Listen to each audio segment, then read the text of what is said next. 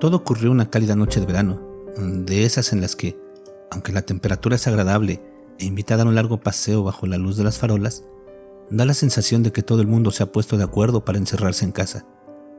Eran más o menos las 2 de la madrugada. Había pasado varias horas vagueando ante el ordenador, así que decidí que era momento de estirar los músculos haciendo algo de ejercicio, bajando a la calle para tirar la basura y fumar un cigarro, por ejemplo. Me calcé unas zapatillas de deporte, me dirigí a la cocina, saqué las bolsas del cubo y le hice un par de nudos. Tras cerciorarme de que no olvidaba las llaves, mechero ni tabaco, cerré la puerta del piso y me dirigí escaleras abajo.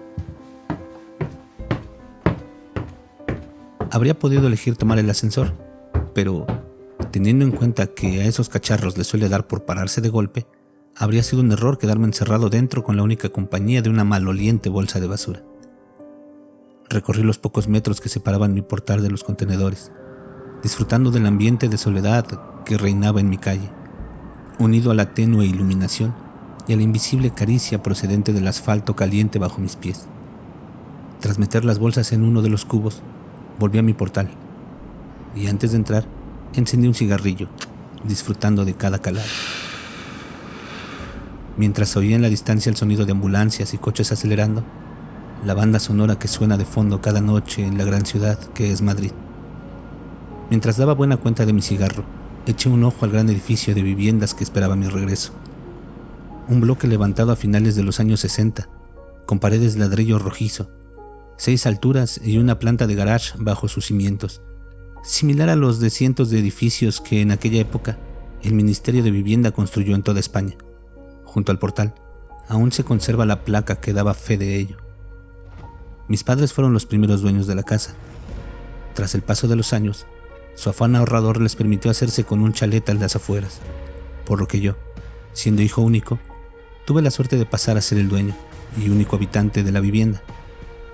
Cuando acabé el cigarrillo, tiré la colilla al suelo y entré en el portal. Por un momento, pensé en subir andando hasta el 5º piso, donde vivo, pero la vagancia pudo más, así que llamé al ascensor. Cuando este llegó a la planta baja, entré en el habitáculo. Una de las curiosidades que tenía aquel edificio era dicho ascensor. No todos los bloques de viviendas de la época contaban con uno, y se consideraba una mezcla de lujo y suerte el poder llegar a casa en uno de esos chismes cuando se levantó el edificio. Esto hacía que la estructura fuese algo vieja. Sus paredes, sus espejos y su cuadro de botones tenían más de 50 años. Lo que más me llamaba la atención de este último detalle era el correspondiente al garage. Había un botón para cada piso, excepto para el sótano, en cuyo lugar había una cerradura. Todos los vecinos teníamos copia de la llave. El motivo era, según los constructores, evitar que el cálido garage se llenase de mendigos por las noches. Miré aquella cerradura con curiosidad, aquella vieja cerradura. Entonces, una idea se me pasó por la cabeza. En lugar de pulsar el botón del 5º piso, eché mano al manojo de llaves que había en mi bolsillo e introduje la llave correspondiente. Para acceder al sótano, había que girar la llave hacia la izquierda, pero ¿qué ocurría si la giraba hacia la derecha? Hice la prueba. Nada. La cerradura hacia tope, como era de esperar. Cabezota de mí. Volví a intentarlo, girando con más fuerza, con mucho más fuerza. En ese momento, de forma inesperada, la cerradura cedió, poniendo el ascensor en marcha. Sorprendido ante aquello, fijé los ojos en el indicador luminoso. Mientras el ascensor descendía, aquel pasó de mostrar un 0 a mostrar un -1. Pero llegando a este piso, el ascensor no se detuvo. Durante casi un minuto, el trasto continuó bajando, traqueteando y rugiendo como de costumbre. El indicador luminoso mostraba 2 guiones intermitentes. Entonces, de repente, el ascensor se detuvo y su puerta se abrió.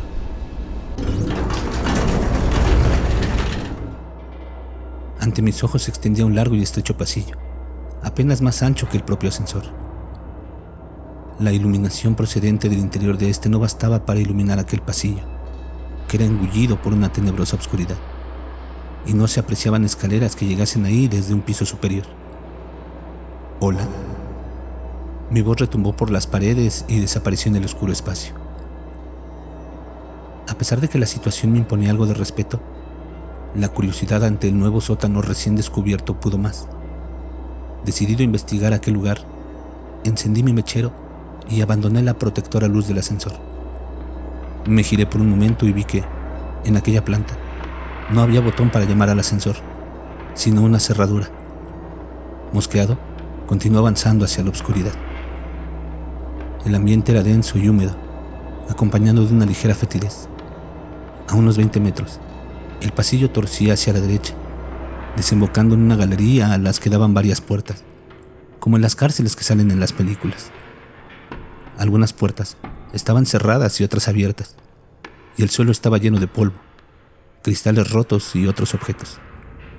La mugre que invadía el lugar me disuadió de palpar la pared en busca de interruptores de luz, por lo que confié en la pequeña llama que portaba en mi mano. Al internarme en la galería, me agaché y acerqué mi mechero al suelo para examinar con más detalle qué eran aquellos pequeños bultos que pisaba irremediablemente a cada paso. Descubrí jeringuillas, trozos de probetas, piezas de rompecabezas infantiles, muñecas. Aquello resultaba ser de lo más tétrico. Me incorporé nuevamente, disponiéndome a analizar las pequeñas dependencias que rodeaban la galería. Uno de los detalles que percibí fue la falta de ventilación o iluminación exterior. Aunque era noche cerrada, no había rastro de salidas al exterior por las que se colase la luz de las farolas, ni ninguna corriente de aire que hiciese vibrar a la llama de mi mechero. Aquel era un lugar completamente cerrado, y a saber a cuántos metros bajo tierra me encontraba en aquel momento. Recorrí varias de las salitas y vi que todos tenían elementos en común: pequeños, anticuados y oxidados camastros, mesitas y sillas, y material médico. El lugar estaba infestado de gasas, correas, pastillas desperdigadas por el suelo. Aquello parecía un hospital en miniatura, un hospital antiguo y fantasmagórico, detenido en una época pasada, en el que la acumulación de polvo es el único indicador del paso del tiempo. Aún me arrepiento de entrar en una de aquellas dependencias. La luz del mechero mostraba, sobre el mugriento colchón, un bulto del tamaño de un ser humano, envuelto en ropa de hospital. Me acerqué sigilosamente, temiendo lo peor, y arrimé el mechero al gran objeto. El aumento de luz mostró una escena horripilante. Rodeado de heces y manchas de orina, se mostraba ante mí un cadáver humano en posición fetal que me daba la espalda. El hedor era insoportable. Reprimí una arcada mientras permanecía en cuclillas ante aquella escena dantesca. De repente, el terror invadió mi cuerpo. Aquel cuerpo se giró de forma brusca y lo que en un principio había clasificado como humano mostró ser algo diferente, indefinido e indescriptible. El cuerpo de aquel ser estaba cubierto de llagas y heridas. En lugar de manos y pies, sus extremidades se encontraban rematadas por muñones violáceos y extrañas deformaciones y bultos recorrían su tronco, dándole un aspecto monstruoso. Pero lo peor era su rostro. Sus ojos, grandes e inyectados en sangre, estaban protegidos por unos párpados abultados y sin pestañas. En lugar de pelo, su cabeza poseía infinidad de cicatrices y grapas que partían desde sus pobladas cejas y sienes y se perdían hacia su nuca. Sus orejas, irregulares y enormes, no mostraban pliegue alguno, dotando al ser de un aspecto simiesco. Tampoco poseía nariz, y de sus orificios nasales surgían 2 hilos de sangre reseca. Rematando aquel cuadro tan desagradable, se encontraba su boca, un orificio de comisuras agrietadas, sin labios, de cuyo interior, carente de dientes y lengua, provenía el peor olor a podrido que he percibido en mi vida. Sus ojos se fijaron en los míos, y de su garganta surgió un bramido gutural, ronco y a la vez potente. Grité con todas mis fuerzas, y mi voz se entremezcló con la del monstruo. Teniendo en cuenta la postura en la que me encontraba, caí de espaldas sobre el mugriento suelo, y el mechero se escapó de mi mano, dejando el lugar en la más absoluta oscuridad. Mientras palpaba el suelo en busca del mechero, Oí cómo crujían los muelles del colchón. Y antes de que pudiese reaccionar, aquel despojo se me echó encima, lanzando una vez más su aterrador alarido. Sentí su aliento contra mi rostro, mientras su apestosa saliva caía sobre mi frente, y un escalofrío me recorría de arriba abajo. Cejé en mi empeño de hacerme con el mechero y pataleé con todas mis fuerzas, tratando de zafarme del horripilante ser. Me arrastré unos metros hacia atrás. Me levanté y salí de la estancia, a oscuras, tratando de recordar la disposición de aquella planta, temiendo tropezar o dar de bruces con alguna de las paredes. Mientras huía en dirección al ascensor, pude oír cómo aquello se arrastraba entre los cristales rotos del suelo, siguiendo mis pasos. Llegué al pasillo y sentí que volvía a la vida cuando me invadió la luz encendida del ascensor abierto. Entré, pulsé el botón del 5º piso y lleno de impaciencia y pavor, esperé a que la puerta se cerrase y el ascensor se pusiese en marcha. Sin embargo, el aparato no obedecía mis órdenes. Aunque el botón del 5º piso estaba encendido, la puerta no se cerraba y el crujir de cristales se oía cada vez más cerca. Me di media vuelta. Ante mí, el pasillo se extendía una vez más, engullendo la luz del ascensor. Sin embargo, ahora no sentía curiosidad ante aquella escena. Sentía verdadero horror. Quería huir de ahí, y el ascensor no se movía. De repente, se hizo el silencio. Estaba tan aterrorizado que todos mis músculos se engarrotaron. En ese momento, el ser surgió del pasillo oscuro, arrastrándose con una velocidad y una pericia insólitas. Venía hacia mí, mientras gruñía, jadeaba y chillaba como ninguna criatura conocida. Apreté repetidamente el botón del 5º piso, con pulso tembloroso, mientras el miedo me hacía llorar, y la criatura se aproximaba rápidamente. Cuando estaba a punto de entrar en el ascensor, agité mi pierna ante él, lo que le hizo retroceder atemorizado, sin que apartase la vista de mis ojos en ningún momento. En ese instante, las puertas se cerraron y el ascensor comenzó su ascenso. Fijé la vista en el indicador luminoso. Los 2 guiones parpadeantes dieron paso a un -1, luego a un 0, un 1, etc. Algo más calmado, me miré en el espejo y fui consciente de mi aspecto. Mi rostro estaba cubierto de una mezcla de baba y mucosa sanguinolenta, mezclada con mis propias lágrimas. Cuando quise pasar el dorso de la mano por mi frente, descubrí que mis ensangrentadas palmas estaban llenas de cristales rotos y comencé a sentir su dolor. Minutos antes, en aquel segundo sótano, el miedo no me había permitido ser consciente de cómo se habían clavado en mi piel. Llegué a casa y entré corriendo al baño. Los recientes recuerdos de todo lo que había ocurrido ahí abajo se agolparon en mi mente, y no pude evitar arrodillarme ante el váter y vomitar la cena. Me di una ducha más larga de lo habitual, aún invadido por el asco. Curé las heridas de mis manos y esperé a que llegase el día, incapaz de dormir. A la mañana siguiente, cuando la luz del día se llevó todos mis miedos, llamé a un amigo que vivía en uno de los edificios cercanos. Dicho edificio era similar al mío, construido en la misma época, con la misma planta y con un ascensor exactamente similar. Tras contarle la historia y soportar sus burlas, me aseguró que haría la prueba en su ascensor y que me llamaría para contarme qué había ocurrido en ese caso. Esperé su llamada, intranquilo, y a los pocos minutos sonó el teléfono.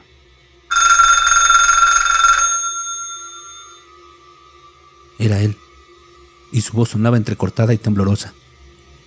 Bajo su casa también había un segundo sótano, húmedo y maloliente. Sin embargo, él no se había atrevido a adentrarse y no tenía intención de hacerlo. No pienso volver a coger ese ascensor en mi puta vida. Eso fue lo que me dijo. Y la verdad es que su opinión coincidía al 100% con la mía. A pesar de nuestros temores, nos decidimos a investigar sobre el asunto. Así, dimos con el que fue, por aquel entonces, el presidente de la constructora encargada de levantar los edificios. Hoy en día un ajado anciano con un pie en el cementerio. Tras varias reticencias, nos explicó el porqué de aquellos sótanos secretos.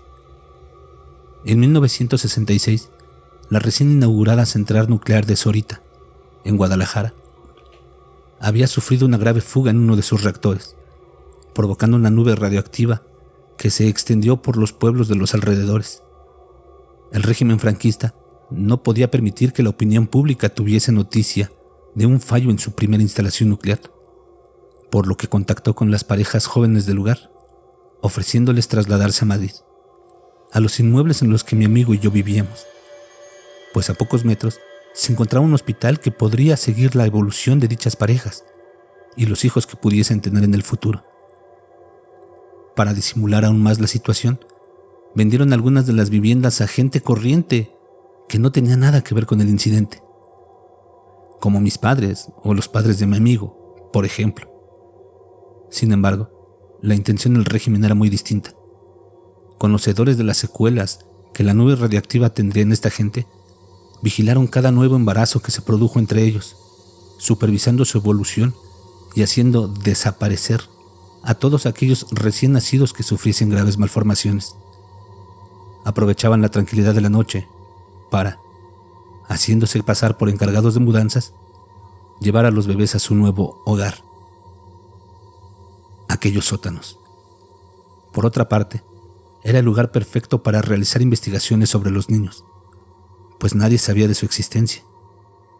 El propio mecanismo de los ascensores se había mantenido en secreto, recayendo la tarea de llevar a cabo revisiones y reparaciones entre técnicos elegidos por el propio régimen, y una trampilla que solo se abría cuando el ascensor sobrepasaba el garage, ocultaba el segundo sótano a quien hubiese podido asomarse al hueco. Sin embargo, tras la muerte del dictador Francisco Franco, se canceló aquel proyecto, tratando de arrojar tierra sobre el asunto. Los sujetos en experimentación fueron sacrificados y toda documentación relativa al proyecto fue destruida. Casi todos los cabos quedaron tapados. ¿Cómo que casi todos los cabos?, preguntamos mi amigo y yo a aquel hombre. Sí, dijo él.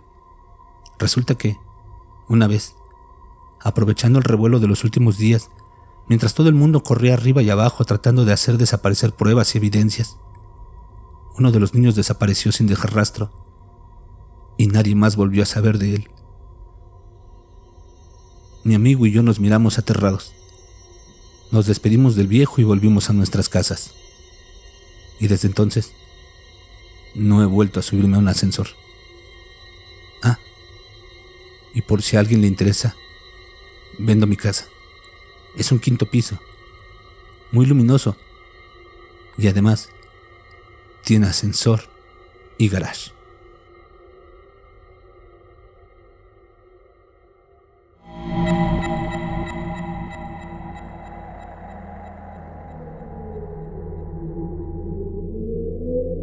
¿Qué les ha parecido la narración, terríficos? ¿Les ha gustado? Si es así, la mejor forma de apoyarnos es regalándonos un like, suscribiéndose y compartiendo el programa. No olviden que si quieren participar, pueden hacerlo en nuestra página de Facebook, en los comentarios del canal o enviándonos un correo con sus historias y sugerencias. En la descripción del programa les dejaremos los links. Muchas gracias por escucharnos y no tengan miedo de eso que no pueden ver, pero está ahí, detrás de ustedes.